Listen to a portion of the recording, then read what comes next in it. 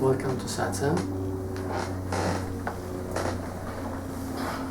Today I'm going to confine this Satsang to a question that has been asked so often.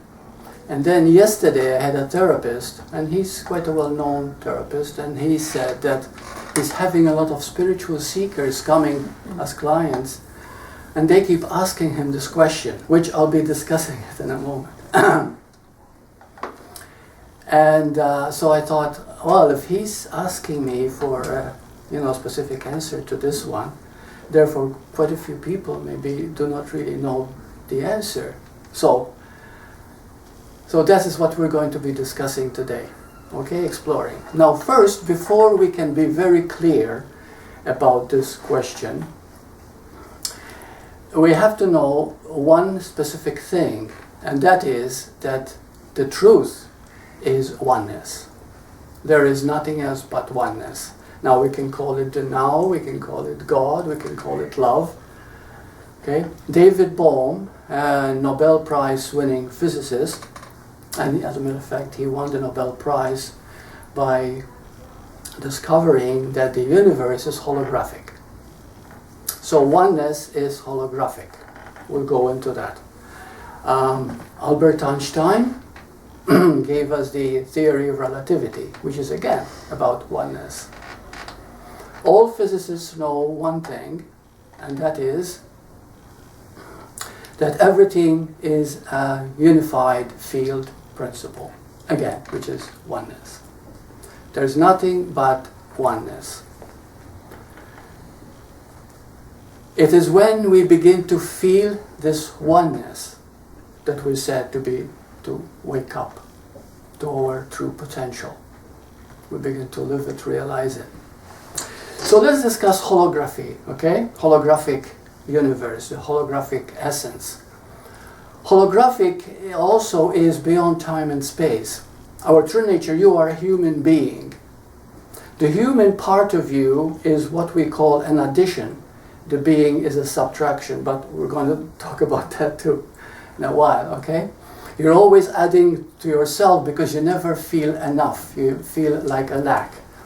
You emphasize and focus on the human and you forget the being. And the being is holographic. The human is not. So the human is always seeking, always striving, always wanting, always wants more and more. I want to be special, I want to be different, I want to be unique, I want to be loved, I need this, I need that. Addition. The being is subtraction. Subtraction of the need for love, because you are love. You see? So, and the subtraction of fear, of guilt, of shame, of a feeling of abandonment, of loneliness, depression, anger, and so on and on and on. So what is holographic? Holographic essence that we are. You know, the best example that I can give is picture the ocean. And on the surface of the ocean there are billions of waves. Now what if each wave, and it exists only a lifespan of about a millisecond, if each wave was a human being? You see? The wave itself is unique. It is separate from the other waves. It is different. But it's all the same water. That's holography. Holographic. Okay? They seem so many things, there seem to be so many people, but it's all one. But we find it very hard to see the one because we focus only on the multiplicity or on the body rather than the very essence that we are. If you get to know the human being, you'll find that all the laws of the universe are in you. Even the earth itself is made up of the same elements as you. Fire, earth, air, and water. If you look at the smallest fragment, you'll find the wholeness within it. If you look at the wholeness, you'll find that in it is complete. If you look at the smallest fragment, you'll find that there's the complete picture in it. For example, when we look at the universe, you say, wow, it's so grand. But if we took a drop of water and magnified it 1,000,000 times, we would find there's another world there.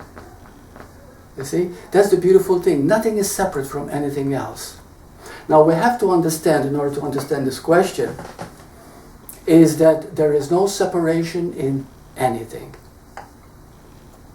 Not only the separation is impossible,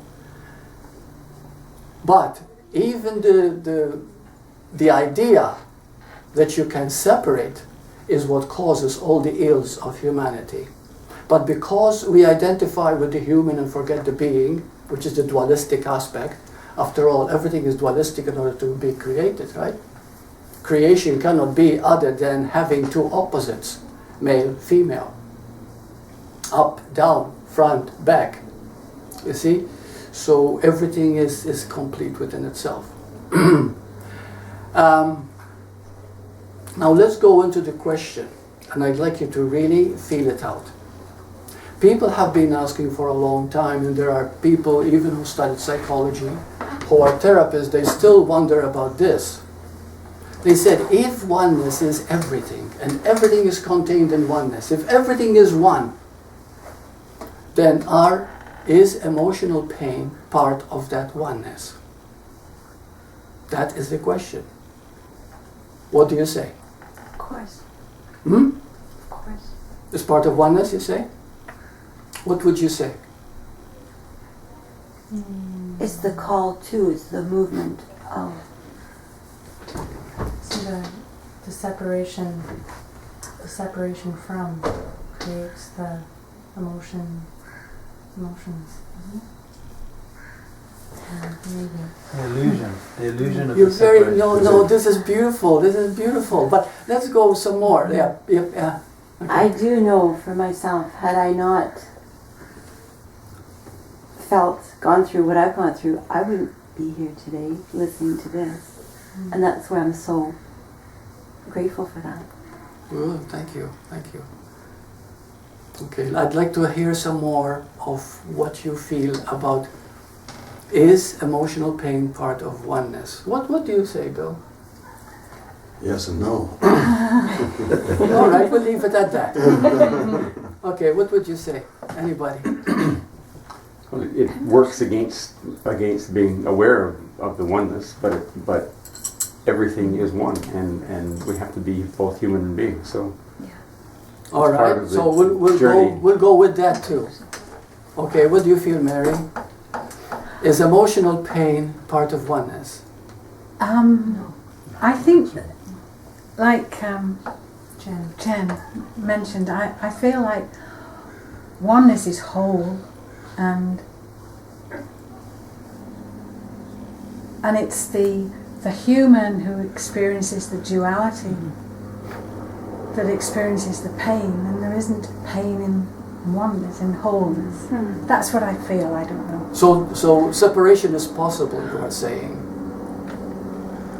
Well, we're experiencing separation. Experiencing separation, okay. We are experiencing separation, but very good explanation, Mary, incidentally. Very good, okay. Let's go. What do you feel? I can't explain it, but I would say no. Okay. I don't know how to say it, but No, that's fine. That's fine. I don't think It's still part of the illusion. yes. Okay. Okay, let's go into it now. Didn't we say that separation is impossible? Now, why is emotional pain so horrendous, so gut-wrenching, so terrible? The greatest human suffering is not starvation. It's not poverty. It is emotional pain. The pain of loneliness, the pain of inner desperation, the pain of meaninglessness, the pain of depression, the pain of not feeling wanted or not feeling loved. What are these?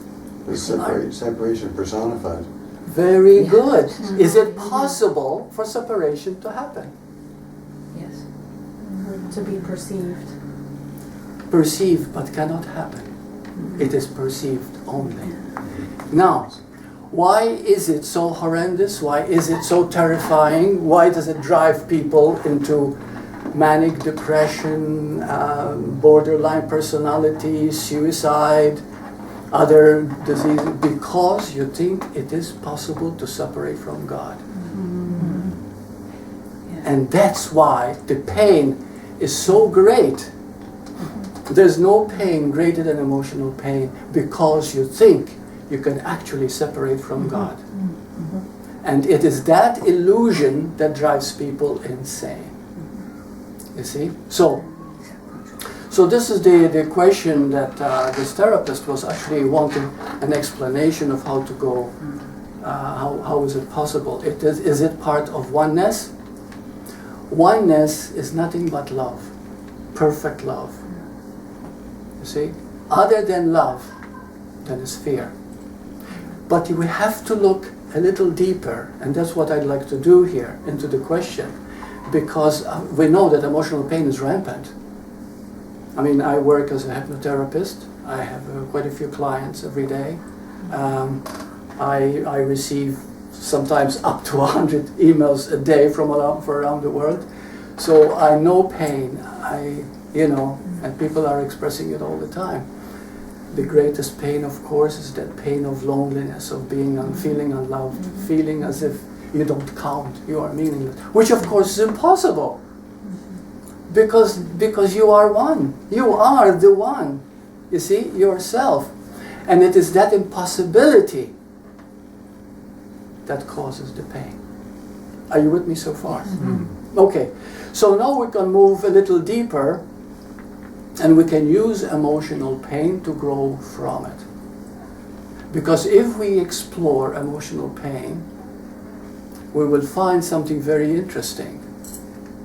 That we are seeking the one and don't know it. You see? If you are unhappy, it comes very easy. Why are you unhappy? Because you don't want to be unhappy. You don't want to be unhappy. In other words, you're unhappy, but you're not happy being unhappy. And why? Because a part of you wants to be happy. You see? Ask anybody suffering great pain, and at that moment, say, just for a moment, take a deep breath and tell me how do you prefer to feel right now? And they'll tell you, I prefer to feel whole. I prefer to feel happy. I prefer to feel at peace. Because that is your natural state. You see? But why is it so tenacious? Why is it so hard to work it through, to deal with it? I've had people, do all kinds of techniques, ways in which, but they keep sabotaging. Why do we sabotage ourselves? You see, you want to be happy, and you know that you prefer to be happy, but you still want to get your own way. See, that is called self-sabotage. And why does it happen that way? Control. Hmm? Control. So yes, it is control. But why do we actually defy or resist the very thing we actually want? Could it be fear? Could it be fear of the unknown? It is fear of the unknown too. Yeah. Okay. I don't think we realize there's an inner world. Even people who have had some realizations, they still. Okay. We just want to keep. Don't want to give it up. Don't want to give it up. There's a big energy hit there. We want to keep ourselves separate. We want to keep ourselves separate. I want to justify my anger. I have a right to. They've abused me. I have a right to be angry. They couldn't do that to me. We stick to an identity that we think we have. You see? And by asserting it, we are actually sabotaging ourselves. We want to get our own way. And we're very strong in it. We're adamant. You see? Now, You're sabotaging yourself, don't you end up? Isn't that a good thing? sabotaging yourself? Yeah, because then there's no self, and all of a sudden you're in oneness.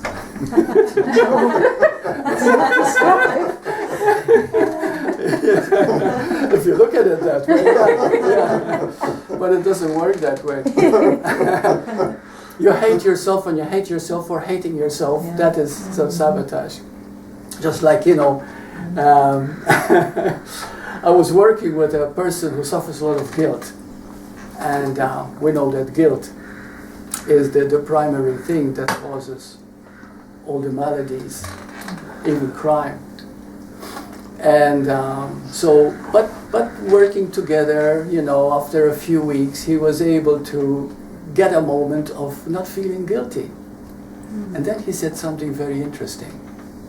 He said, I found myself without guilt, I felt free, and I felt guilty for not feeling guilty. Why is that? Stop it. Yes, it is, but it's conditioning.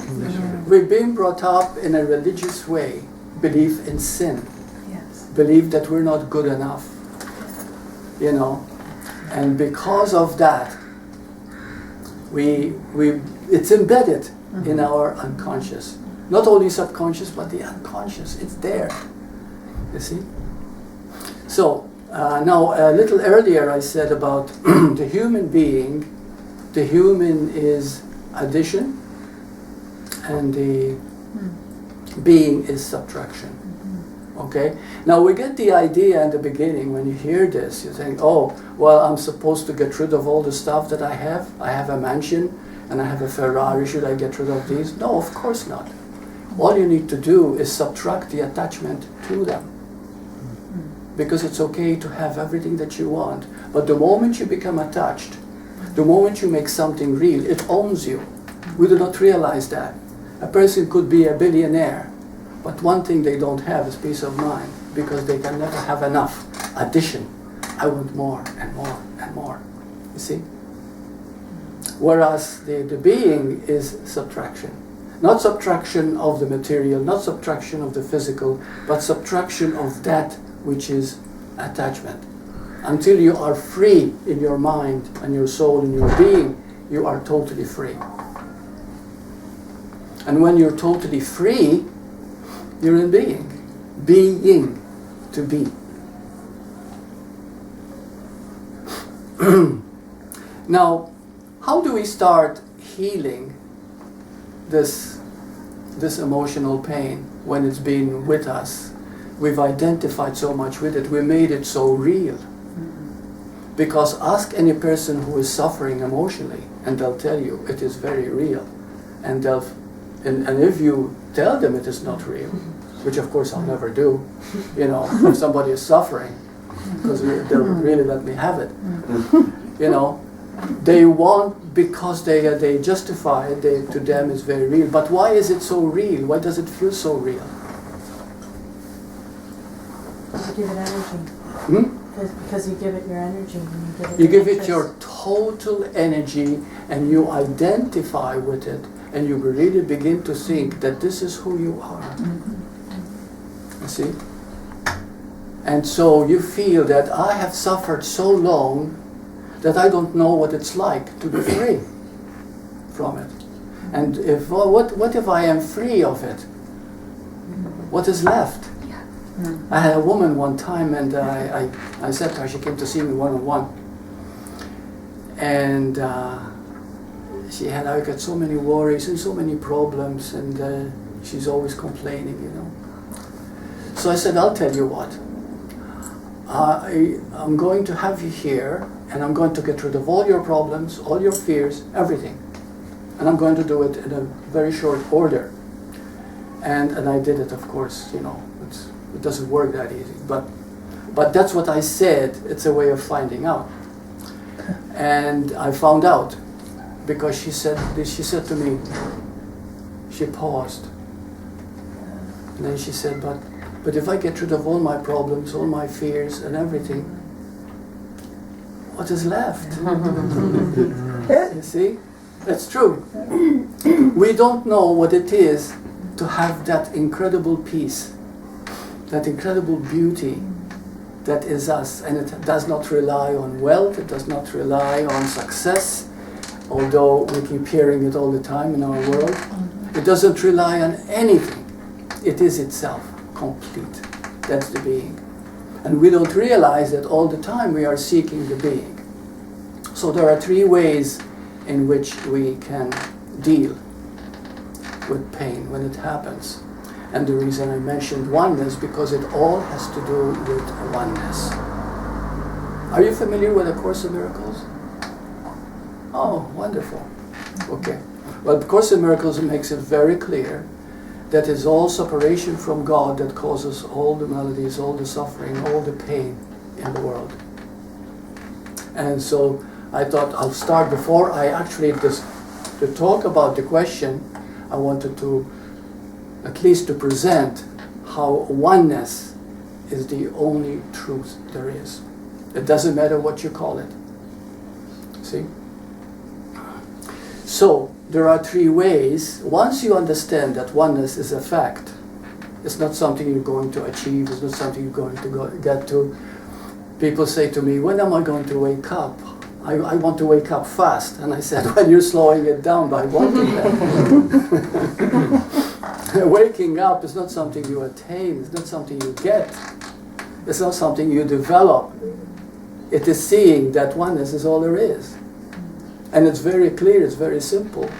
It is here now, because holographic oneness is this now moment. It is right here. You see? So anyway, so the first step is this. Acknowledge your separation. That's the first step. Acknowledge that you're separating from the very thing you want most. Why do you want oneness the most?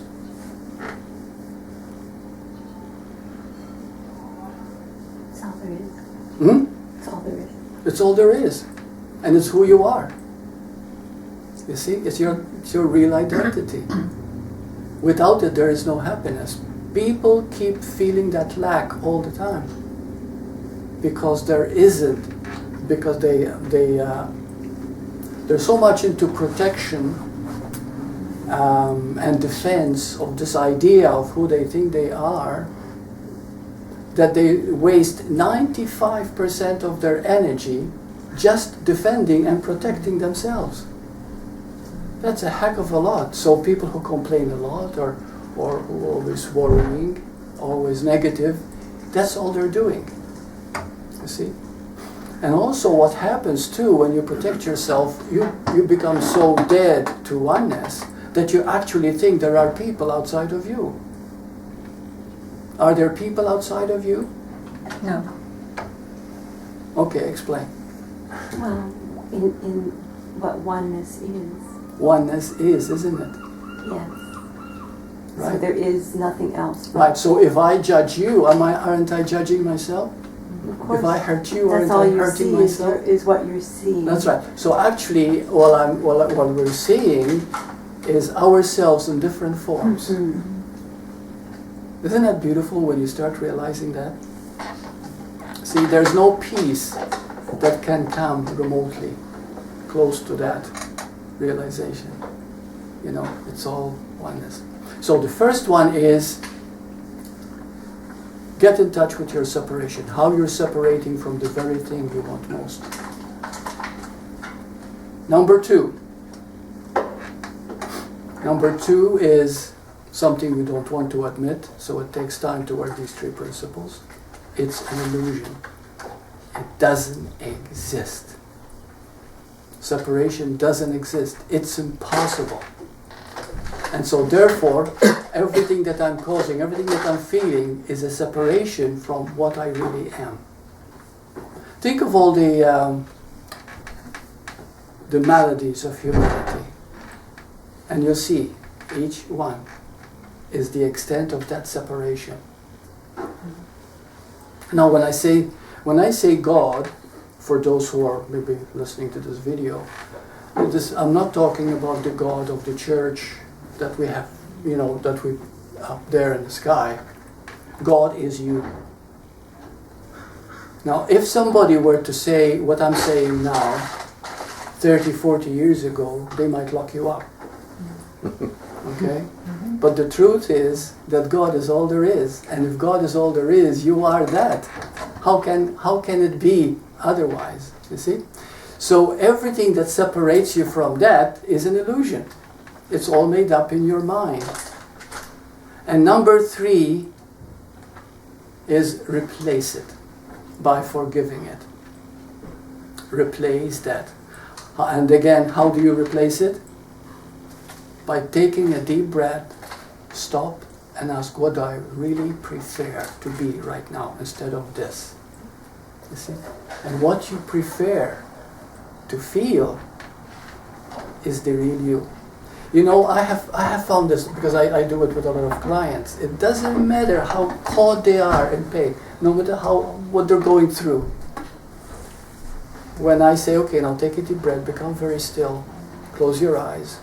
How would you prefer yourself to feel right now? And most of the time they say, I want to feel the opposite. Immediately, you see? And if you want to feel the opposite, it means that is who you are. That is what is inside you. Because you prefer it. It is you. It is your essence, your very being. So, are we clear about the human is addition and the being is subtraction? Now, what is addition? Okay, so just to make it a little clearer. Addition is always wanting to add to yourself. Okay? Now, can you come up with ways in which we like to add to ourselves? Knowledge, reading books. Okay, right. And what happens, it becomes intellectual, and the heart is not involved. And then we think we know. And so, you keep reading knowledge because you want to know that you know, and you want others to know that you know. Okay? So, that's adding. Right. Yeah, that's beautiful. Okay, what other additions that we like to add? Would like to... Stuff, cars, houses. Okay. Possessions. Yeah. Possessions. We do the same in relationships, don't we? Yeah. And that's why relationships don't work. Because you want to have a lover, not because sex is so beautiful, but apart from that, what you want most really is that affection, that warmth, that intimacy, someone to share it with, but also someone to say, I love you.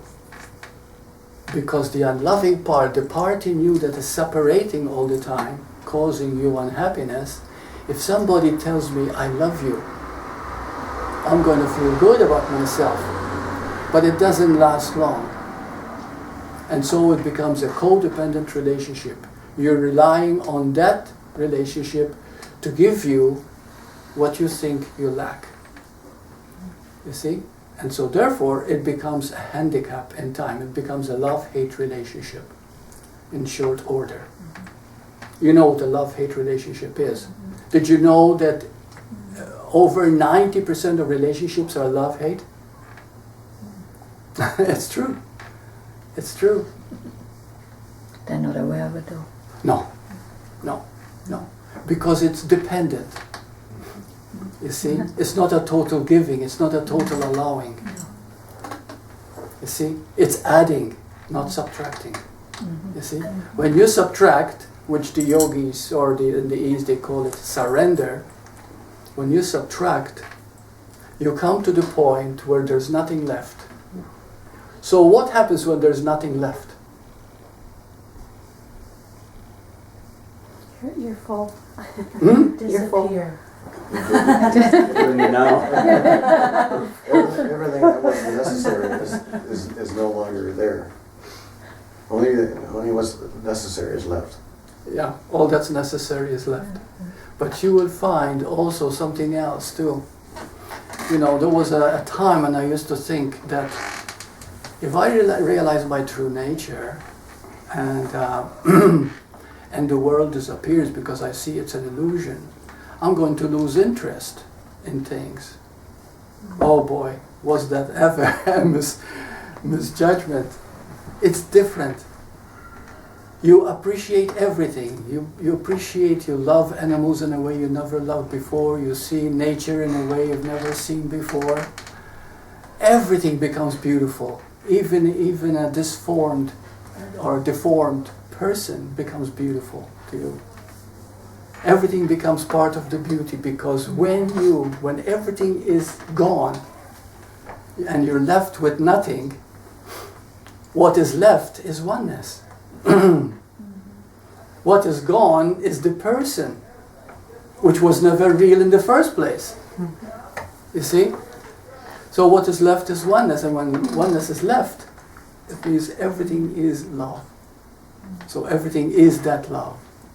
And now you can really appreciate things in a way you never did before.